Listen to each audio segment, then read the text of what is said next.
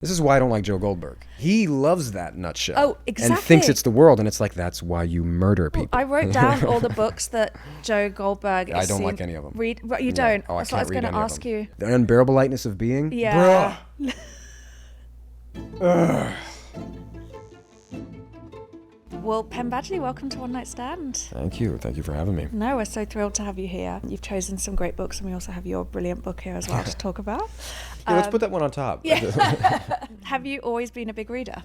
Yeah. The first year I stopped formal schooling, at least for a time, and it began this pattern of like never really returning to school fully, was my fourth grade year. Oh, wow. Yeah. My parents, they had to move from one side of the country to another completely. It seemed and felt random and sudden, and we moved to the middle of nowhere. Like our driveway was 2 tire tracks up a mountain. Wow. Really, and like our neighbors were about a mile away. We were in the sticks of Washington State, and it was beautiful, but I was completely alone, only child, didn't have an outlet. Summer.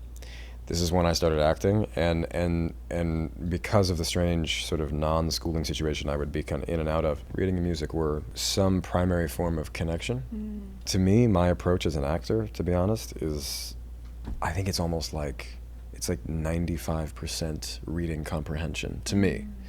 You know, if I'm at my worst, it means I'm being lazy, but if I'm at my best, it really is just take the words off the page and understand what you're saying. All the other stuff the wardrobe does for you, the editing does for you, you really, if you were just present with the words, which is to say reading, you've memorized them, of course, at this point, but that's, it's reading comprehension to me. Yeah.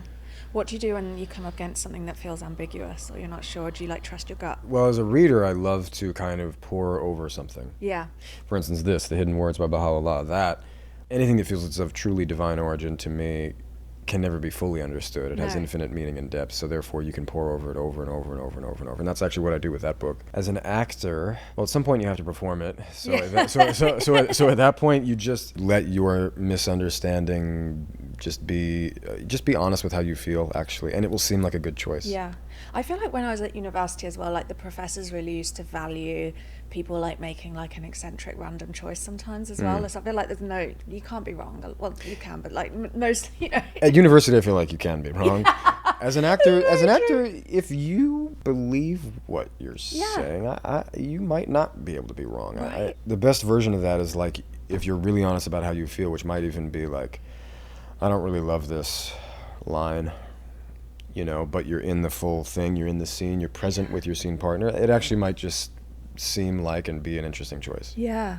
Oh, I love that. Yeah. We're going to start at the bottom of this gigantic pile here because we have a very big item, which is the complete Kavelin and Hobbes.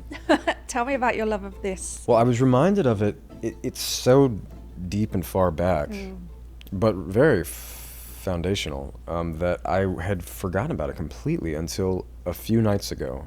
So you guys acted quick getting this, finding this. We move fast. So I've had this stack, like some earlier edition of it, but I've had this stack. I've probably had it for 20 years, 25 years. I think that my mom might have gotten it for me as a birthday present when I was 16, 17, something. But my 5-year-old just happened to, he picked it up, and I read some of it to him, and I was just awash with all of these sense memories. And I think in particular, Bill Watterson's art, his depiction of the natural world. So Calvin and Hobbes are these very irreverent characters. They're deeply philosophical. One of them's not real. But they live in the world of their irreverent imagination and philosophy, and it's a very funny comic. It's so tight. Funny. You get maybe 4 frames or 6 frames, and it's something is communicated, and that's a real knack. That's real special skill that I don't know where else it's ever exercised. It's like a poem, a haiku. You know? So there's Calvin and Hobbes and their whole thing, but then the way that Bill Watterson paints the natural world around them is stunning. It's really gorgeous. Yeah. So even without the words and the themes, you feel that interesting, the creative tension between their comicness and the deep beauty Yeah. of like the way he paints trees Oh, I know. and mountains. Yeah. Like what? These vistas, these you know, these old American vistas. Yeah. It's And they just used to be like in the newspaper every like week, and Yeah. just like what a lovely. really. So did you read them as a kid then? So when you say a Very sense much. memory, so you would read them in the newspaper? Yeah. Like every week? Definitely. Wow. Yeah, I mean, you know, I can recall in Virginia when I was like 5 and 6, probably doing it. And then I think by the time I was a bit older, 8, 9, that's when you could like get some of the books. Yeah. So not this fully, but you know, you'd have, yeah. And I definitely had a lot of the books, and it was a great comfort. You know, Calvin is, he's brilliant, Calvin, technically speaking, he's brilliant.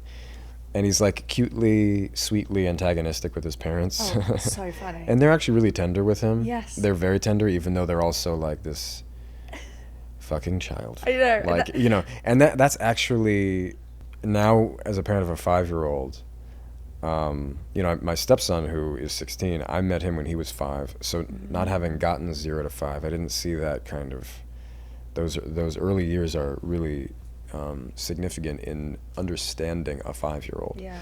Now that I have seen that, I'm like, oh, this man, I don't know if he must have had children. There's something he really understands about both parenthood and childhood. Yeah, for sure. And I think the sort of like facetiousness of like, I like the one where Calvin's like playing and they're like, oh, he's building things, maybe he's going to be an architect, and then at the side it's him like destroying worlds. It's so good.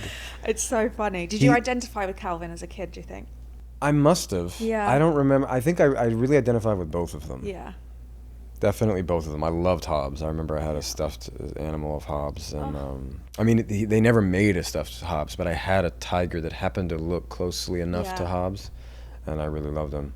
In your book Crushmore, you sort of write about how your path to education, you sort of don't regret it. It's sort of like, you know, I think you have this lovely line where you talk about how you were sort of like making the best of the opportunities, and that when the alternative was staying where you were, it was best to move.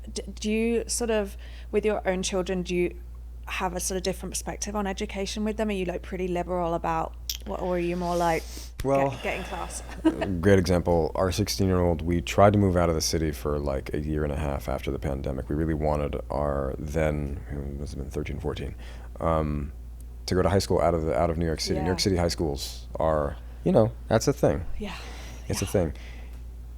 We went to the little town where we had been living during the pandemic, and that's the only house we own is there. We love that town. We're going to go back there someday, maybe when the oldest graduates. Yeah. Because raising kids in New York City we've done it with the first one, and you know he's a Brooklyn born and raised kid, and he really wanted to come back. So he's in a serious private school here, like. Yeah. And that really works for him. Mm-hmm. It's the right kind of stimulation, and I actually feel good about it. I don't think it's for everybody. No. It is intense, but I have to say again, he's thriving in that. He needed that and kind of wanted that. The little ones, the 5-year-old right now, we have him in a kind of a hybrid homeschooly vibe. He's not in kindergarten yet, because it's like we don't need to be teaching these kids as much as we try to teach. Our reading and math comprehension is going down because we actually start too early, and everybody's too like, you know. You sometimes hear parents in like Park Slope, Brooklyn, talk about their kids and like in the park, and it's just like, God bless them all. Seriously, I know we're all trying our best, but like the neuroses. Oh my God. And the anxiety. It's like, can we let these children be children? And the answer is actually no, because we don't know how to play, because there's something happening where like, so I never lost my love for education because I wasn't a part of the educational system. Yeah. It's not the teachers. I mean, maybe it is some of them if they're underpaid and overworked and exhausted and becoming miserable, but like, it's the system, you know, it's not the people. So I'm all for finding alternatives for the time, but I am pro-education. I'm not like, you know, like let them just no, exactly. Go into the woods. Yeah, it's also, I think I'm one of 3 girls. I'm the middle, and we all went to different secondary schools, which is like 11 to 18 in the UK. Yeah. And I think that they sort of like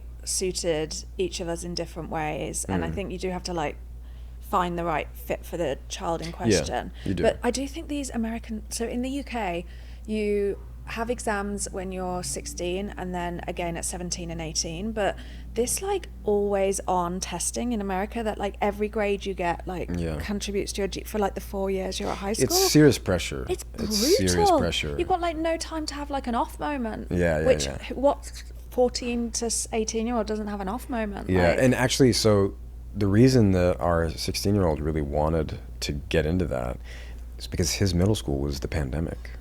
So he didn't have, it was kind of like, now there's nothing.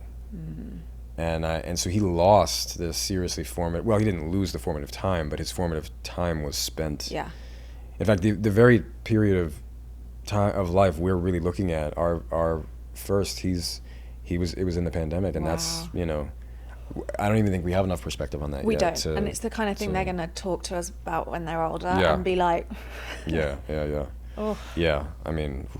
Yeah, what a time. Yes. I just moved to New York. I moved a month before the pandemic and was it was rough. I mean, everyone had a rough time, but that was that's rough. Really intense. I was like living in this little one-bedroom apartment. So you didn't have any own. friends? No. I mean, but you wouldn't have been able to see them anyway. No, but like...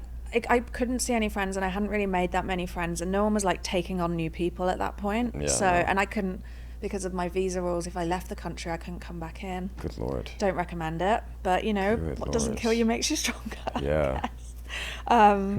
Well, on the theme of getting stronger, your second book, The Hidden Words, tell me about your love for that book. Yeah, let me just crack it open real quick. Let's just see what I open it to. This is my relationship to this book. So when I first got it, so to be clear, it's written by Bahá'u'lláh, who's the founder of the Baha'i faith. The Hidden Words is meant to be a distillation of the truth of all past religions. There's two books within it. One is in Persian and one is in Arabic. They have different characters. You know, as I understand it, the Persian language has this sweetness to it. Arabic has this sort of like deep comprehension to it. So I've always tended a bit more towards the Arabic, personally. There's something about them that the mysticism is also like rigorously rational, whereas like the Persian might have this more bewildering mysticism to it. So, you know, I think the bridge to this for me was Rumi. The Coleman Barks translations of Rumi, but there's a lot to be said about the Coleman Barks translations that is positive, and then also could be maybe constructive criticism, in that what Coleman Barks has done and what most Western interpretations of Rumi have done is like removed his devout Muslim life. They've removed the Islamic devotion from Rumi's poetry because they don't understand it, and I think they largely misinterpret it. You know, there's this idea of Sufism that it's like beyond the laws of the Quran. Some Sufis actually did believe that. Rumi was not one of those. He was devout. Interesting. He was by the book, and also deeply mystical. And so, you know, he was a great balance, I think, of a truly religious person.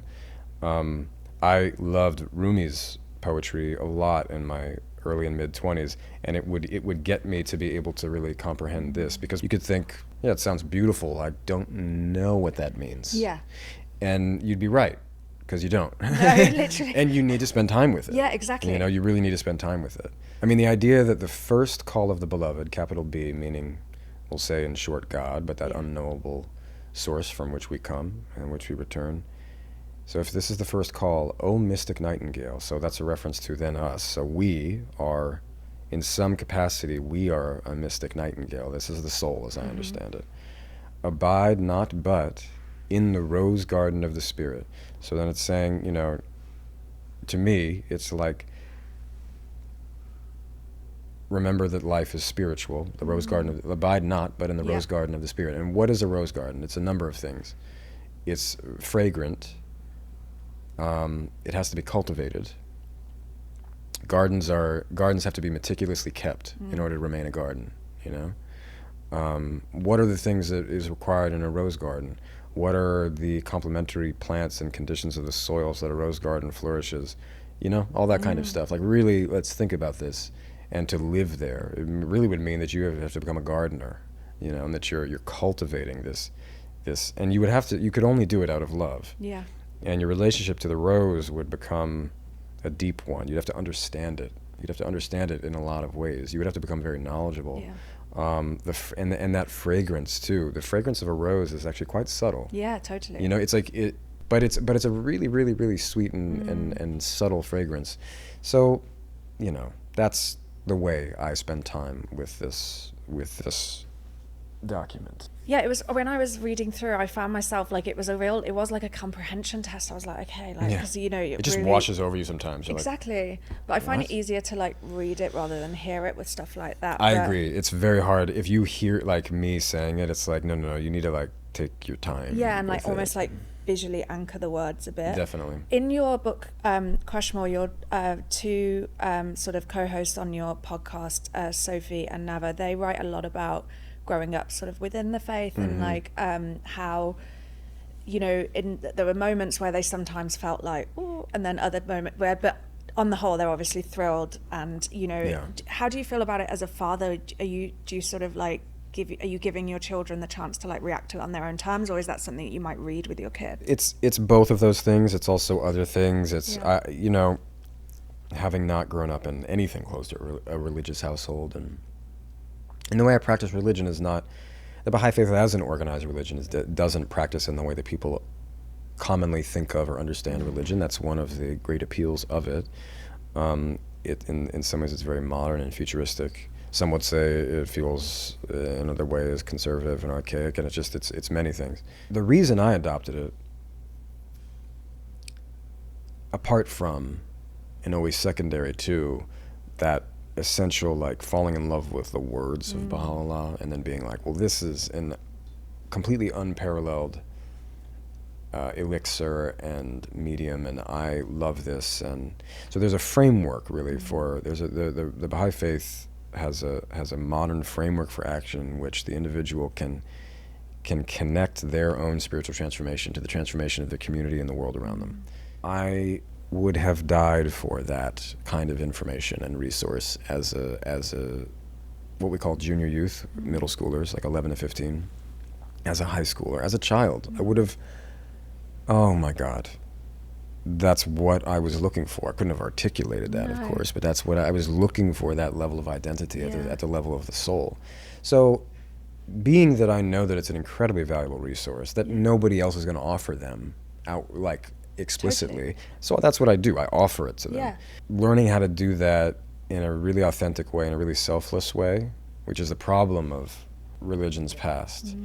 You know, proselytizing is prohibited in our faith, as is, you know, you have to, the first principle is independent investigation of truth and reality, and that you have to declare your faith as a Baha'i yourself. You can't technically grow up a Baha'i. You're not a Baha'i simply because you grew up in a Baha'i household. You have to be 15 at least. Wow. You have to be of the age of spiritual maturity to declare your faith in Baha'u'lláh and mean it, and then you follow the laws. There's fasting, there's obligatory prayer every day, no drinking, you know, no. Oh, really? Yeah. So you've been sober since? Yeah, I've been sober for about 11 years. Lots of things like that. An interesting one is the non-involvement in political affairs, but being deeply invested and engaged in the well-being, contributing to the well-being of the society you're a part of. So it's, you know, it's like we do vote, but it's interesting, our relationship to politics, you know, and especially in countries where the Baha'i faith is like it's really contributing to the transformation of culture in like certain villages and localities around the world. That non-involvement in politics has shown to be an extremely wise and valuable principle. Here, I think people are like, well, what do you mean everything is politics? How are you going to do anything meaningful? And I understand that, and so I'm learning about that and trying to understand how it manifests differently in a country like ours at a political time like ours. It's really, really interesting. So, you know, I'm trying to share this with my children only because it's like, look, this is the most valuable resource, infinitely more so than anything else I've encountered. So. Wow. I'm going to share it with you. I pray with them. You know, my 5-year-old asks me to say, he doesn't love to say prayers on his own, but he like will ask me to pray. And I sing my prayers a lot, so he'll, you know, in the morning, wakes up at 5 o'clock, like clockwork every day. Oh gosh. You know, sometimes 4:55, often. 4:55 to 4:57 I find is really common. I'm like, wow, every day. Every day. With That's anything amazing. with a 4 on the front is just not appropriate. I'm like, it's too early. And he'll like want me to say the long obligatory prayer. The long obligatory prayer takes about 11 minutes to say at a clip. That's such a beautiful echo of, I think, Nava's essay in your collection where she talks about her memory of lying in bed with her mother when she was singing prayers. That's right. Yeah, it's lovely. Yeah. My parents met at church, and we went to church a lot until I was about 10. But I remember when I was maybe 6 or 7 saying like, so you guys believe in God? And my mum being like, yeah, and my dad being like, no. He's like, he's like, I think it brings out the good in people. Right, and I was like, oh, okay. And so I never felt pressured to necessarily believe anything, which I think is a nice like balance when you're a kid. Like, so you pray every day, and you would maybe are these prayers technically, or they they're hidden words. Well, yeah. They're hidden in plain sight. They have the quality of prayers. Okay. They definitely have the quality of prayers. Yeah. Like I will sit with one and like a prayer, and So they're not prayers. They're almost like affirmations as well, and to some degree of like being like, this is how I want to move through the world. Yeah. Mm-hmm. Yeah. Definitely. Well, your third book also has a lot about religion, and I mean, The Fire Next Time by James Baldwin. Yeah. He really goes through a reckoning with his faith in this book. But tell me about your love of this book. So this one I really haven't read in a long time. So it's like it's at this point it's become in memory, possibly something that it is not if I was to read it again. Yeah. So I want to be clear about that. There are other works of James Baldwin, anything that he's said or written, I'm just like, he was a genius, you know. Truly.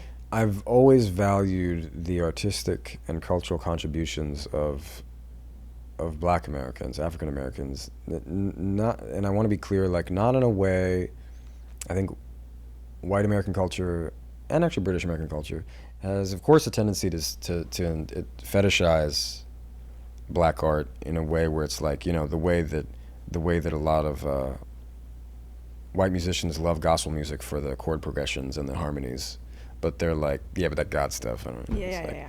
Okay, bro, where do you think it came from? Yeah. We're all human. We're all truly equal and the same at some deep level. What you have in the case of our community in America, there is a group of people who've been subjected to the harshest reality of our social system. And so therefore, constant and involuntary confrontation with an experience of that on a moment-to-moment daily basis would naturally engender any group of people with insights into the way this social system works. To me, it's very simple. Yeah. It's very straightforward in that sense. It's like, let's not fetishize or venerate or degrade. We're all human beings. We all have I think, equal capacity for perception depending on our experience. Yeah. This man, a queer Black man, has then therefore had an experience, which is, you know, so he has his genius and his insights and his unique qualities, and then he also has been given this involuntary aspect of his experience, which then also gives him insights. So he just has that really special mix of things. And I've always, whether it's Black music or Black thought, those have always been the artists and I when I first was becoming Baha'i, I thought of Bahá'u'lláh as a Black or brown revolutionary. You know, I started to think of all the prophets of God that way. These are the people who somehow speak. I would love to say there's a white artist who really touched me. I happen to not have that. Yeah. I happen to just not have it, and I'm like, please do it, please come. Yeah. You know, move me the same way, but there's an interesting limitation. That's the strangeness of whiteness. I can't remember the particulars about the book which really excited me because I read it so long ago, but that's the mark it left, you know. It's like, and then more recently what I've read of his is like his interviews. I have this book of his called The Last Interview, which I might have been my other offering here, you know, that one I'm more familiar with, but he's just, you know, he was the first thinker who introduced the idea to me, this idea, people who believe they are white. He's the first person who introduced the notion that race is truly not a real thing, it's a social construct. Yes. We of course treat it like it's in our DNA. We treat it as though it's like it's immutable. It's like, yeah, but it's a completely social experience, which then of course makes it real.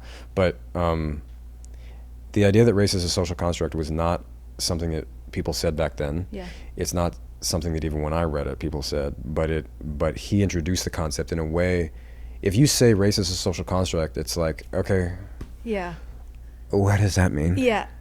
He said it in a way where it's like from the heart. Oh, totally. And everything is crisp. It's so like, you take a complex idea and he's able to just like distill it into one sentence. Yes, and that's genius. Yeah, I mean, it you truly know, is genius. like, I don't remember who said it. Many people have said it. Genius is to take something complex and render it simple. Yes. And he does that. He does that over and over Yeah, and over yeah, it's again. like every line. It's like, my God. Yeah, literally. It's like a punch to the gut every time. So And beautiful. It's so sort of it's just so assured without being in any way sort of like pushy or not, like, you know, or it's arrogant, just or exactly. It's just it's crazy. It's crazy, actually. It really is. Because if I could move through the world thinking about things like that, I'd be able like, you know, it's so, yeah, it's incredible. He said something that if he didn't say it with his cadence, it could almost be used in a really like superficial way. But he said, you know, love has never really been a popular movement. Yeah. Like true love has never been popular or easy. And that's kind of the essence of all of this. Yes. You know, it's like that's all the things we're looking at as the human race right now in confronting its greatest inadequacies and misunderstandings and miscommunications and difficulties. Like, we have not actually tried love. No. You know, everybody wants to act like, oh, we've tried the patience and the love. It's like, well, since when? No, exactly. We've been warring Yeah. for a long time. We've given war a shot. Truly. Why don't we try, you know? Yeah. And of course, there's reasons it's very hard. And parenting, I think I think what I've learned as a parent, having with my stepson not gone through 0 to 5 and now going through 0 to 5, I'm like, oh, we just behave at a cultural and social level like toddlers. Yeah. Like, Interesting. And it's okay in a toddler. Yeah. And I understand that maybe culturally we're at that level of development, so I can't get mad at us. The same way you can't get mad at a toddler for being a toddler. No. You know, but like our world leaders behave like at best toddlers. Yeah. I also wrote down this line: people are not terribly anxious to be equal, but they love the idea of being superior. And I was like, that is extremely true, because we like you say, we like to think we're committed to certain values, and it's like, well, but you always want a house bigger than that person. You know what I mean? It's sort of... Yeah. Whatever reflection of discourse that like being online is, like if it's the comments or if it's... People talk about Twitter anymore, X or whatever. Yeah. I don't go on there, but whatever that is, even though it's not really real, it's something. Yeah. And it is a discourse of some kind. And all that is people just being like, no, actually, you're wrong about that. No, actually, there's something you haven't perceived in that, actually. Yeah. No, actually, you're wrong about that. No, you're actually stupid. It's like, my God, guys, it's a YouTube short of a man doing a backflip. Oh, I know. And now we're talking about politics? Yeah. What the fuck is wrong with you? People are insane. Like, on social, it's terrifying. And it's, I mean, I know obviously in your industry there's a pressure to like on talent to have followings and audiences, and it's the same in our business as well. And I find it revolting. I think it's encouraging that you rarely have these kind of interactions when you're in real life. Yeah. Rarely. And then what's interesting too is that I think what's developing in like sort of protest and activist, that subset of culture, which, you know, nobody is constantly at a protest, but I think what we see in protests, unfortunately, is like the equally rare manifestation of that kind of behavior. It's like somebody going to a protest is geared up to be in a political mindset. Yeah. So, and they're saying something that then any interaction they're going to have there is a response to that thought. And I'm actually not judging it. I'm just saying that's what it is like. So then what you have in protests, which is then filmed and then captured, and then it's like, it's a little bit evidence of like, see, the way we behave online is the way we behave in real life. And it's like, actually, that's the way people behave at protests. Yes. Yeah. And so it's the way we behave in the comments section, and it's the way we behave at protests. That's such a small portion of life.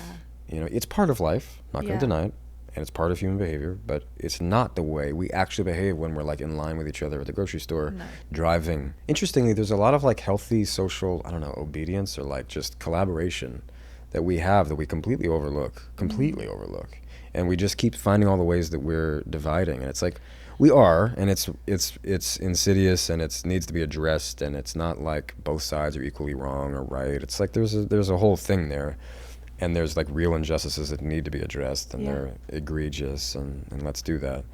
And at the same time, there's this thing of love, you know. It's like and patience, and people actually have it more than they give themselves and others credit for, because otherwise we would have been such social unrest that like you couldn't. Have you seen Beau is Afraid? No. It's an Ari Aster film, so it's a treacherous mental experience, but it's starring Joaquin Phoenix, and it's and from what I understand, Ari Aster has just taken that and made it real. It's like this man lives in a world that is just falling apart in every conceivable way. Like the social contract is just. I mean, it's crazy. It's actually literally almost, it's incoherent. Wow. It's incoherent, and that's what I think people talk about the world like it's that. Yes. The world has not become that. We're sort of judging the state of our civilization based on like our absolute worst. Yeah. Like headlines and comments. It's like, okay, yes, that is part of it. And there's some atrocious stuff happening. Mm-hmm. And there's also collaboration and integration happening, and I think I think it's actually our duty to recognize that and be like, all right, so what is working, so we can do more of that. You know, it's hard to. I know. James Baldwin wrote that people who cannot suffer can never grow up. They can never discover who they are. And I thought that was a really interesting idea in the context of your essay collection, because I do feel like so many of your essays are about the different challenges that you and your co-hosts went through, and how, you know, suffering is a conduit to like better self-awareness. Do you agree with that kind of principle? Yeah, I think it's tricky. The only way to accept that suffering has a purpose, it has to be in a spiritual context. Yeah. I don't know how someone would tolerate it otherwise. Yeah. Suffering is one of the things that unites us. It's not the only thing, but it is one of the things. Everybody's suffering. Right. You know? And some recognition of that can be really poignant. Yeah, I agree. And I think that I read it as a kind of like, we all have hardships, and like obviously some people's hardships are much worse than others, and that you can sort of grow and learn from them. Does your spirituality change the way you think about like mental health? That's an interesting question. Mental health and mental illness are terms that the more I encounter them, that I don't think help communicate the truth of what's happening. It's like a while back, the terms like white privilege, toxic masculinity, accountability, these are helpful when they first come into the cultural lexicon to help us name something that we weren't naming before. Mental health and mental illness does that too, but then I think the terms become limiting once you've sort of understood enough of that, and you need to understand more. When we say mental health, I mean, it's an honest question, like what do we mean? I'm not an anti-science person at all. I'm profoundly, one of the principles of the Baha'i faith is the essential unity of science and religion. They actually need to go together because they check each other in healthy ways. And of course, I mean true religion, and the case of which we hardly see on the planet now. But the predominant scientific view, which is a completely philosophical belief with no evidence, go figure, is that there is no God, or rather there's no need for the account of God anyway, even if God does exist. That's a famous quote from Stephen Hawking. You know, that God is rendered irrelevant through the scientific method and the discovery of the entire physical universe and there being nothing else. Okay, it's a fair perspective. What it does is that it then assumes that consciousness arises simply from a certain organization of matter, that consciousness is ultimately nothing more than computation, which does mean necessarily that AI will surpass us and become more human, which I just don't believe is a possibility, or so that's an irrelevant concern and fear to me. One of the assumptions that underwrites this scientific worldview, but is a philosophical worldview, that of course there is no God, consciousness arises from matter, is that eventually we'll understand the human brain and the human consciousness entirely, simply through a process of computation. And therefore, you know, all of these mental disorders can be understood in that way eventually. It's definitive, it's ultimately very narrow and limiting. It doesn't account for so much of the human experience. I agree. At all. Yeah. You know, and I think it's actually contributing to what we call mental illness. Inadvertently, of course, Yeah. sort of with good intentions. So I think, when we talk about mental health and mental illness, it's like we're in one of our most spiritually ignorant phases of humanity. We're just going through a transition. I think without incorporating, recognition of the soul, our truly incredible origin as divinely created beings, who need to have a relationship with our Creator, otherwise we're like petulant children. I feel like what we call mental health cannot be had without that, without if that's true, and let's even treat it as a hypothesis here. If that's true, then it has to be recognized for us to encounter reality and health. So that's a pretty strong hypothesis. The other one is, okay, if it's not true, let's discard it as a perspective. But we're real fucked up. Yeah. and we don't have answers for it right now. Truly. So I don't know. I mean, there's a long answer because it's hard to address, but it's tricky. I was at a wedding in Sicily a few weeks ago, and I was talking to a guy who was at my table, and I can't remember, we were like clearly a few drinks deep because we were talking about university or something, and I wasn't very well when I was at university and had like very poor mental health crisis, and was like talking about stuff that I didn't want to do now because of stuff that had gone wrong then. And he was like, it's just so crazy, because he's from a very scientific background. He was like, that wasn't a lesson that was teaching you anything, you just had a chemical deficiency. Right. And I was like, whoa, I've never thought of it that way. Like, and there's definitely some truth. I know what he means, there was just a chemical deficiency, but there were also like environmental lessons, I think. I don't know, but it's Can I ask, I mean, did you feel as though you had learned from it?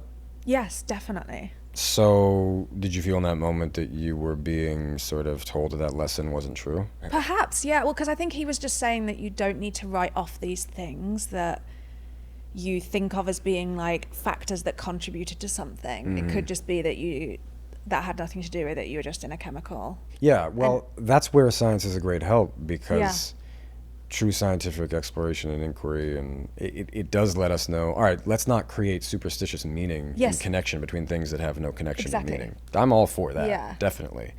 And then there's some aspect to human consciousness that we are just completely ignorant of, and which will help us understand what we call mental health and mental illness. I mean, look, I have close family members who have profound mental illness, and I've dealt with it, and there's a book called No One Cares About Crazy People by Ron Powers. I haven't even finished the book, but I remember starting it and being like, wow, I feel real seen and held right now, because I think it's really easy to just refer to these things until you encounter them. Yeah, it's mental health, mental illness, but until you deal with someone who's really struggling, and you realize that it's a complex convergence of so many factors. And it's like, it's social, it's personal, maybe it's genetic. But when we talk about genetics this way, when we talk about chemicals and genetics contributing to all these, I think sometimes we don't realize, but we're getting dangerously close back to like some kind of eugenicist theory where it's like everything is genetic, and it's like predestined. Yeah, and it's like religious. And who is doing it most but white men? Yeah. In robes, my friend. True. You are a priest. Son. I mean, most of the world is actually spiritual and religious. Most of the world, which is not white and not Western, is religious. And so what do we think? They're all fucking stupid? Guess who always thought that? The white priests you're rallying against. Like, come on. It's white supremacy still. We're still fighting white supremacy. It's true. Anyway. Well, your fourth book, Galapagos by Kurt. Are we only on the fourth book? I'm sorry. No, this is the fourth one, so it's the last one. Oh, it's the last one, yeah. Tell me about your love of this book. Oh, this one, it belongs on the list. It's the one I have the dimmest memory of because I read it at 16, loved it. I mean, I remember in the beginning, I don't think this is a spoiler. Yeah, it's right in the beginning. The narrator is a human from the future when humans have turned into seals. Yeah. Right? And I remember being like, all right, Vonnegut. Vonnegut was my favorite author from probably 15 to like 25. Oh, I love that, yeah. There are other books of his that I loved, but somehow Galapagos is like, it's really part of the formative years. Yeah. I just remember it being, I think Kilgore Trout is in that one the most. Kilgore Trout, the sort of like, what do you call him? He's like he's almost like this alter ego of Vonnegut that appears throughout most of his novels. And so it's just the craziest one. Yeah. From what I recall, it's the craziest Vonnegut novel. It's Vonnegut being like, I've already done everything else. Like, this is just, And it addresses the strangeness of human evolution, you know? Totally. Consciousness. It actually kind of gets at in some ways from a very different kind of conceptual take, the stuff we're talking about. Yeah, well, it 100% does, and I thought that was a bit of a through line because it talks about the big brain and how they're no damn good, and the big brain, and which I thought was really interesting, and how like all the knots we've got ourselves in and all the crisis is because of our big brains that we're just convinced know the answers. Yeah, not using our hearts enough. Yeah. Which will then unlock more of our big brain so we can actually properly use our big brain. Probably. Yeah. It's also funny. I mean, do you like reading funny books? To me, I mean, humor is essential. Right. I feel like Baldwin has some humor in there. Totally. I mean, he's a very funny person. I can't remember if The Fire Next Time it has humor in it, in that one particular. But humor is essential. Mm-hmm. In fact, all the stuff that we've been talking about, it's like it can be rendered dry and meaningless and kind of like it needs to have humor. Super, super important. That's why I love Calvin and Hobbes. Yeah. I mean, it's Calvin and Hobbes is like the forerunner to all this because it was both like serious, philosophical, spiritual, and the thing that united all those was the humor. Totally. And Vonnegut is really just a grown-up version of that. It really is, and it's so dry and funny and interesting. And when I was researching him after, I was interested to see that during World War II, he'd been trapped in Dresden when they were bombing. Oh, that's right. He was actually there. He was there. Because he writes about it, obviously, so much later. Yeah, and he was like trapped in a sort of meat cellar or something. It was like crazy. That's and wild. It's because I'm only familiar so much with Dresden because where I'm from in England, Birmingham, is really close to Coventry, which was the city that they demolished both cities in like vengeance against each other. So that was the like medieval British city they destroyed, and Dresden was the medieval. And I always remember my grandmother saying she could see the glow from like 30 miles away in Birmingham from the destruction. So but I thought that was interesting because I think when you go through something like that, it's hard to just think how you can move through the world. Like he's one of those. He's a boomer writer. He writes about the war a lot, and I think about that with my parents. Like they were the first generation right after these two great wars that made the whole world be like, we are capable of worse destruction than we thought possible. And then this view of humanity actually came, this very cynical view of humanity on top of our materialism and consumerism and industrialism and white supremacy. And like you then layer on this like confirming awful event of the two world wars. Yeah. And you have a lot of like, a lot of cynicism, a lot of cultural cynicism that's bound up in like dry humor. And so I think if my memory of Vonnegut is that he meets the reader there, but then doesn't have he's very hopeful and jovial. He has this like totally bubbling sort of hope and love in his writing that other writers, for instance, when you read other great literary giants who, from the 40s and 50s on, white men who I think are more cynical and don't have hope. Yeah. Like I have no tolerance for them. No. So I come from that class. I can say, fuck them. Yeah. Don't like them. Yeah. Don't like them at all. Yeah. The cynicism of white literacy. Fuck it. Yeah. Oh, so hard. It's so arrogant and thinks that it incorporates the whole worldview in human behavior. It understands so little. And it is whiteness in a nutshell. Yeah. And it's a tiny nutshell, and then it's like, but we are the world of books. Yes. It's like, fuck you guys. This is why I don't like Joe Goldberg. Oh, well, Joe Goldberg doesn't understand this, Totally. He loves that nutshell. Oh, exactly. And thinks it's the world, and it's like, that's why you murder people. Literally, well, I wrote down all the books that Joe Goldberg I don't like any of them. Read, you don't? Oh, That's what I was going to ask you. Yeah, can't tolerate them. The unbearable lightness of being? Yeah. Bruh. But it's like all the like On the Road, Crime and Punishment, like... Can't stand any of them. Interesting. Tried them, can't stand them. They're immature white men. Yeah. Can't stand them. Interesting. So all of them, so like... They think they're all Holden Caulfield. Yeah. They're all, grappling with some trauma they can barely recognize from their childhood. I'm sorry.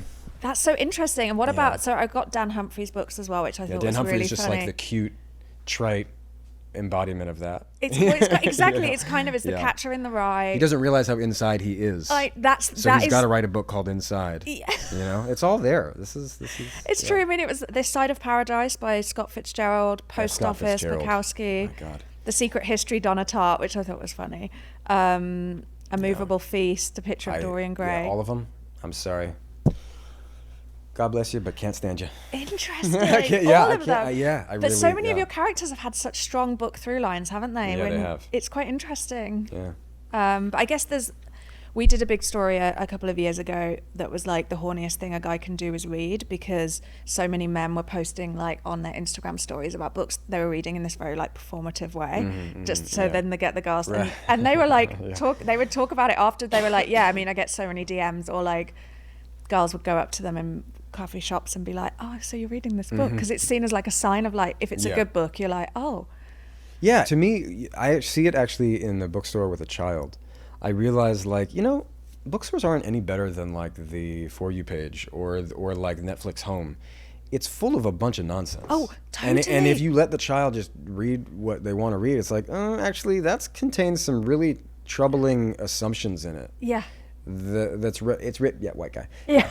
And I shouldn't, it's not about actual race here, but it is about like a set of experiences. It's about the worldview. And assumptions of a worldview, Totally. And how much you've accepted and how much you've rejected and how much you've actually explored for yourself. And one thing I did like about the Vonnegut, reading it in 2025, so much of it felt like oddly like AI, like reflective of so many of the fears we have now. And also there was this one line that I wrote down that I thought was funny, where it was like, Peru would never have ordered an attack on the boat if the nature cruise of the century had gone ahead as planned with a shipload of celebrities. And I was like, wow. Right. When did he write that? The 80s. Yeah. And I was like, that's oddly accurate to now as well. Yeah. Which is, it's interesting, isn't it? Tell me about like why you wanted to write this essay collection as well, your own collection, because it was a loved contractual reading obligation. You were like, I mean, it became one once I signed it. We were approached at first, and then we thought, okay, let's make a real effort here. Let's go out to all the publishers and we'll write something. Yeah. Can we write something? I was a hobbyist writer always. Nava had been a published writer, like as a researcher and writer within the UN, an organization there. Sophie had not written and did not see herself as a writer, but we were like, okay, I think we can do this. I was nervous about the deadline because I had to shoot the last season of my show, and I was like, this is gonna be really tough. I don't know that I have time for this. If it was up to just me, maybe I would pass, but okay. I think we can do it. Lo and behold, we did. And it was a pretty deeply moving experience, and I mean, I learned a lot just as a writer. I mean, I had to. Like, I mean, nothing like being in the trenches of a deadline to teach you some. Yeah. And I have a great work ethic when I'm on set. I mean, I'm very professional, can work kind of like ceaselessly for long hours, months on end. Years on end, really. This is the kind of work I hadn't done. Highly mental, I gained 20 pounds did. I've since lost it, but I did. I literally, it was a cold winter. My wife then got pregnant with twins. Yeah. Tough symptoms in her first trimester. She was so nauseous, and our childcare had fallen out for our 5-year-old, and so I was like, wow, this was like a tough convergence of many things. And so was that hard for you, because you write about your feelings about your body as a child in this essay collection, like, or did you feel distance from it as an adult? I definitely feel, I mean, it's there. What I was also doing, I was like getting my dad strength. I was doing with my 5-year-old in the morning, I was getting enough time for like a set of push-ups, pull-ups, and squats. So I was gaining muscle and fat, and just eating a bunch, and it was cold, it was the winter, and then I'd sit all day, and I remember my hips getting, like, literally, one of the things that was happening every day, I'd be like, this muscle right here was just like, I'm sitting all day trying to finish this thing when I'm not, like, holding a child, or, like, it was just kind of, as things need to be sometimes, it was arduous. There was no other way for me to get through it. If I'd had time to stop and be like, what do I want to write? I wouldn't have finished it. I wouldn't have had the, like, I was just like, I don't even know. You're like right Cisco. Now. I have to connect. Yeah, I'm like, that happened. Yes, let's do more of that. Elongate this one. Really dive into it, stretch it out. I can do that. you know. And then I learned how to tell a story somewhat, you know. It's brilliant, and I loved your insight about your years growing up in LA, and your chapter about your first girlfriend, and I thought was so beautifully moving. Thank you. And really such a lovely way to remember her. And then, like you say, there were these brilliantly funny sections with the sort of Millennium Dance Center and everything. I thought it was so... Yeah, I mean, God, what is it about that time? Still don't know. Wrote a book about it, still don't know. Did your mom help you remember all that stuff, or did you just have it there on I tap? asked her a few things. I asked her like timeline things, especially with the essay about my first girlfriend. Yeah. Because my mom was very close to her. There are so many tragic events of her life that I actually left out. Ways we were bound up it was such a tough formative relationship to have, and I knew it at the time. We both knew it, I thought. Whether you have a spiritual outlook or not, you know, there was a relief in her death. Life can be hard. Well, look, regardless of what happens after death, life is harder than death. Death is hard for the ones who are left behind. For sure. You know, it's not hard for the person who's dead. Yeah. So maybe Hitler. You know. I don't know, is that... Yeah, I think it's true. So, like, she and I, in her death, experienced relief that is strange and mysterious, but so poignant and bittersweet. Her life, my introduction to love and romance and relationships at such a young age, first was my parents, which is... I mean, you write about that so beautifully. And I was reserved there too. You know, there was a lot more. And my parents, you know, they actually did the best they could, but they had what they had. But that first relationship, it was such a burdened, had such a burdened quality to it that I knew it was like leaving a mark on us, and so much so that when we got older, it was almost like there's going to be some point where I have to have a reckoning with this. I don't know when it is, and this story was maybe part of that. I knew the only story I knew I was going to tell when we signed up to do this book. I was like, well, there's going to be something in there about her and us. There's got to be. Otherwise, otherwise it's like, and then I turned 20. I mean, it's so moving, and like. Thanks. The detail, I mean, even the bit with your parents where your mom shouts at you for talking to the dog, like I mean, it's such a beautiful anecdote that really captures like the way you were trying to work out what kind of man you wanted to be in a way, and like how you wanted to talk to people, and you see that, and that detail of you arriving in the parking lot after breaking up with Kira, and you know, and you're sort of sat there crying, you know, oh God, it's all the teenage feels, man. Yeah, one thing that I did leave out of the book, in a sense, that I wanted to explore way more, but I was like, it's almost like it's not for here and right now. It has to be figured out in a different way. 15 to 25, which I spend less time in, and I think this probably is the case for, you know, men, women, all people, but what a boy is going through, I think that's when you risk losing the full conscious human you might have become from like 12, 13, 14. Yes. And then you're in danger of being like, I'm going to perform everything I think a man is meant to be. Exactly. And sometimes that will become my personality and the truth of who I am if it's confirmed enough, you know? And that is where, you know, what I didn't quite feel I had the time and space for was like, some of my worst transgressions were from like 15 to 25, where I was trying that on, and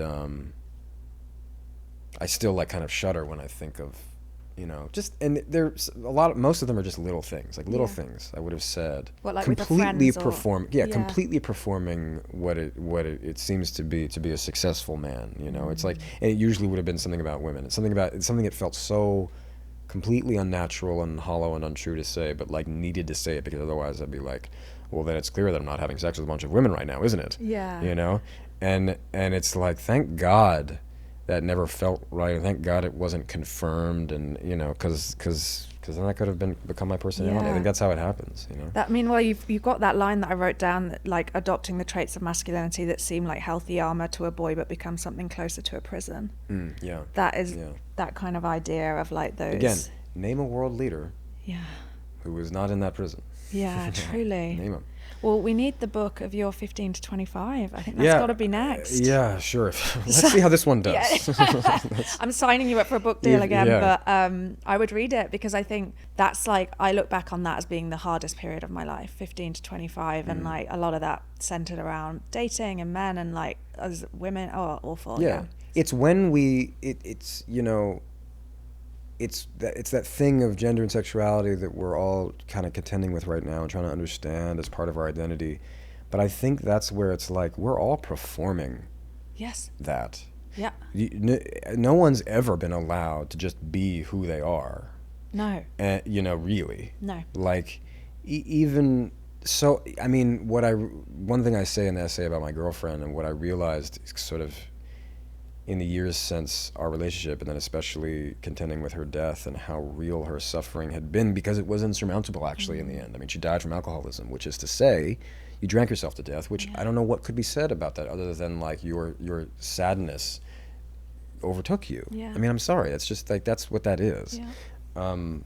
And I say that having, you know, she's not the only person I know like that. Like, that's, you know, I'm not saying it just like some kind of calloused theoretical thing here.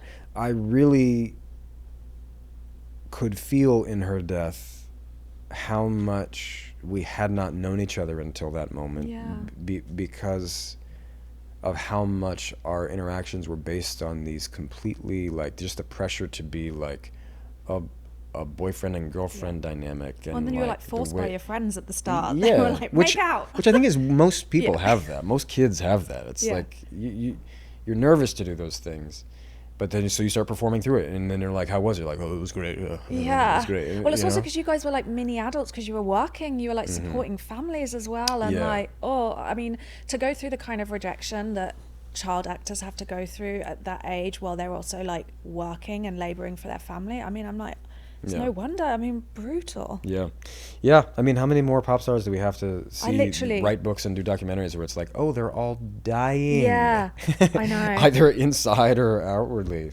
What would you, if you had a final question, if one of your kids wanted to become an actor or a musician, would you be like, not until you're 21? I would say make the decision as an adult. Yeah. Study and experiment and have fun with it now. Cherish it now, because you will actually, if it becomes a profession, that's when you can't experiment with it anymore. Unless you become amongst the extra exceptional elite who get to make experimental films and live off of it. Yeah. If you want to, okay, fine. Yeah. If you think you are Paul Thomas Anderson and Christian Bale, my son, go for it. You can do it now. Yeah. You know, otherwise you should have all that fun now. Yeah, that's great advice. You know? We'll leave it on that note, but thank you so much, Penn. This was a great chat. I enjoyed it. Yeah, thank you. Pleasure.